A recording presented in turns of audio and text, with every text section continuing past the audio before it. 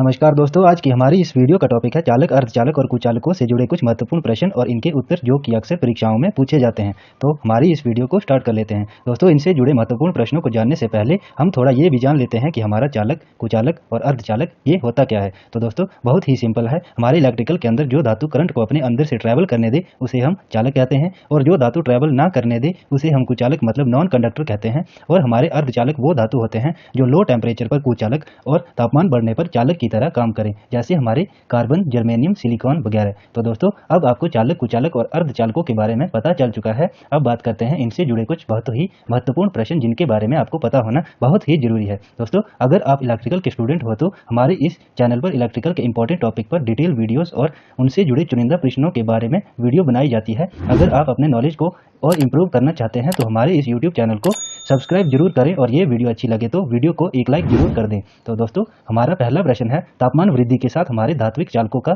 प्रतिरोध घटता है या फिर बढ़ता है।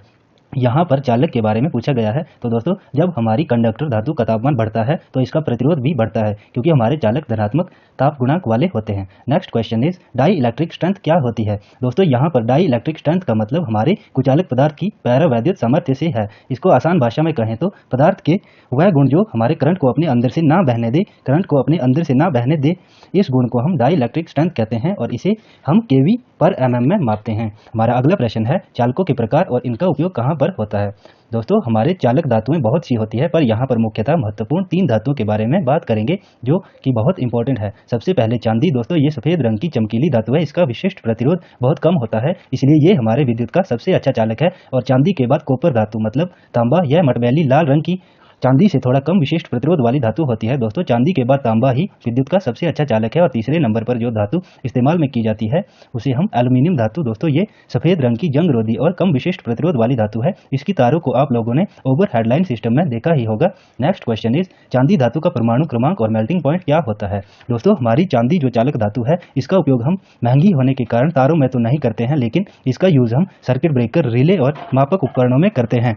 चांदी का परमाणु क्रमांक 47 और गलनांक बिंदु 960 डिग्री है, मतलब 960 डिग्री सेंटीग्रेड तापमान पर यह पिघलना शुरू हो जाती है। हमारा अगला प्रश्न है, तांबा धातु का परमाणु क्रमांक और गलनांक बिंदु कितना है। दोस्तों, आपको हमेशा इन तीन चीजों को याद रखना है। और हमारे कॉपर धातु का इस्तेमाल तो आपको पता ही होगा। इसका यूज हम घरेलू वायरिंग, मोटर वाइंडिंग और बड़े बड़े इलेक्ट्रिकल पैनलों की बस बार में करते हैं। इसका परमाणु क्रमांक 29 है और मेल्टिंग पॉइंट 1083 डिग्री सेंटीग्रेड है।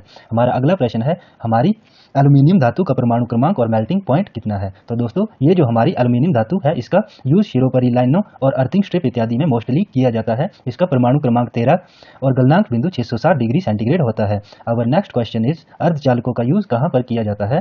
दोस्तों, सेमीकंडक्टर्स के बारे में तो आप लोग समझ गए होंगे कि ये परम शून्य तापमान पर कुचालक और तापमान बढ़ने के साथ चालकों की तरह रिएक्ट करते हैं। तो दोस्तों, इसका उपयोग हम कहाँ करते हैं, इससे पहले हमारे अर्धचालक का एक एग्जाम्पल जिससे आपको अर्धचालकों के बारे में पता चल जाएगा। दोस्तों, आपने देखा होगा कि हमारी मोटरों के कार्बन ब्रश का इस्तेमाल रोटर तक सप्लाई पहुंचाने और निकालने के लिए किया जाता है। हमारा कार्बन ब्रश नॉर्मल कंडीशन में कुचालक होता है, पर जब मोटर घूमती है तो स्पार्क और हीट के कारण यह चालक बन जाता है। तो दोस्तों, सबसे अच्छे अर्धचालक सिलिकॉन और जर्मेनियम होते हैं। तो अर्धचालकों का उपयोग हम diode, thermistor, barrister, LED, transistor, IC इत्यादि बनाने में करते हैं। हमारा अगला प्रश्न है, कुचालकों में कौन कौन से गुण होने चाहिए। दोस्तों, ये जो हमारे कुचालक पदार्थ होते हैं इनका उपयोग हम इंसुलेटिंग के लिए करते हैं, जैसे हमारे स्विच सॉकेट, हमारे तारों का इंसुलेशन और ओवरहेड लाइनों में चीनी मिट्टी के इंसुलेटर वगैरह। तो इनके गुण दोस्तों, इन पदार्थों में उच्च पैरावैद्युतीय सामर्थ्य होना चाहिए, इनका प्रतिरोध भी उच्च होना चाहिए, उच्च कार्यकारी तापमान, और यह सस्ता भी होना चाहिए, नमी रोधी और आवश्यकता के अनुसार किसी भी आकार में ढलने योग्य होना चाहिए। Next question is, mica insulator की डाई इलेक्ट्रिक स्ट्रेंथ। तो दोस्तों, ये जो हमारा माइका मतलब इसको हम अमृत कहते हैं। इसका उपयोग हम प्रेस, गीजर, मोटर, जनरेटर के कम्यूटेटर के बीच कुचालकों के रूप में यूज करते हैं। हमारे माइका का पैरावैद्युत सामर्थ्य 20 से 60 kVmm होता है, मतलब कि 1 मिलीमीटर में 20,000 से 60,000 वोल्ट तक ये करंट को रोक सकता है। हमारा अगला प्रश्न है, मनुष्य शरीर बिजली का क्या होता है। दोस्तों, इसका उत्तर सिंपल सा है, हमारा शरीर हमारी इलेक्ट्रिसिटी को अपने अंदर से सामान्य स्थिति में बहने देता है, मतलब हमारा शरीर एक चालक है। नेक्स्ट क्वेश्चन इज, वह पदार्थ जिनमें बहुत सारे मुक्त इलेक्ट्रॉन होते हैं क्या कहलाते हैं। दोस्तों, जैसा कि आपको पता है हमारी विद्युत इलेक्ट्रॉनों के प्रवाह के कारण ही पैदा होती है, तो जिन पदार्थों में मुक्त इलेक्ट्रॉन होते हैं वो हमारे चालक पदार्थ कहलाते हैं। नेक्स्ट क्वेश्चन इज, कॉपर धातु का प्रतिरोध कितने तापमान पर शून्य हो जाएगा। दोस्तों, ये जो हमारी कॉपर मेटल है इसका अपना एक विशिष्ट प्रतिरोध होता है जो किसी पर्टिकुलर तापमान पर शून्य हो जाता है। तो दोस्तों, वो तापमान जिस पर कॉपर मेटल की रेजिस्टेंस 0 होती है वो है 234.5 डिग्री सेंटीग्रेड माइनस। हमारा अगला प्रश्न है, कॉपर धातु की तुलना में एल्यूमीनियम धातु की चालकता कितनी होती है। दोस्तों, तांबे की बराबरी अगर एल्यूमिनियम से करें तो एल्यूमिनियम की चालकता 60% होती है और भार 50% होता है। मतलब दोस्तों, जहां पर आप पहले कॉपर का इस्तेमाल कर रहे थे, अब वहां पर एल्यूमिनियम का इस्तेमाल करेंगे तो दोस्तों, जितना आपने कॉपर का इस्तेमाल किया था उससे डबल, मतलब 1 mm कॉपर वायर थी तो आपको 2 mm की एल्यूमिनियम की तार का प्रयोग करना पड़ेगा।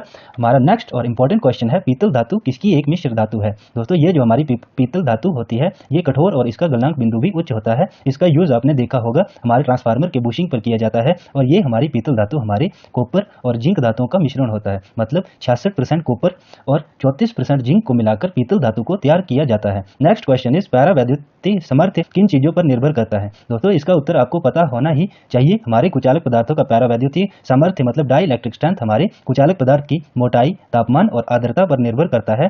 फ्रेंड्स, यहाँ पर आर्द्रता का मतलब है कि हमारा कुचालक नमी रोधी मतलब मॉइस्चर प्रूफ भी होना चाहिए। नेक्स्ट क्वेश्चन इज, परावैद्युत सामर्थ्य की इकाई क्या है।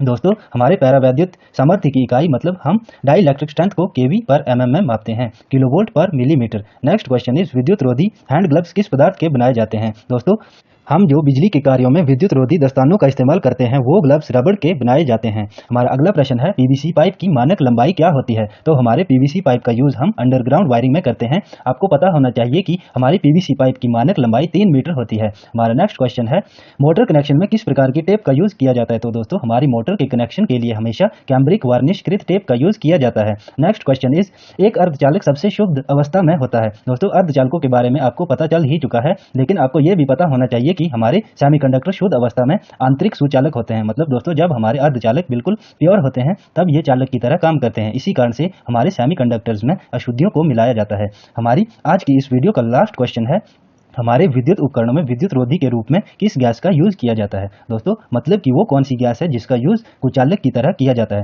दोस्तों, याद रखिए SF6 गैस मतलब सल्फर हेक्साफ्लोराइड गैस का यूज किया जाता है। दोस्तों, आई होप आपको इस वीडियो से कुछ अच्छा सीखने को मिला हो। वीडियो अच्छी लगी है तो वीडियो को एक लाइक, और आप इलेक्ट्रिकल वीडियोस को हिंदी में देखना पसंद करते हैं तो हमारे इस YouTube चैनल को सब्सक्राइब जरूर कर दें। मिलते हैं नेक्स्ट वीडियो में।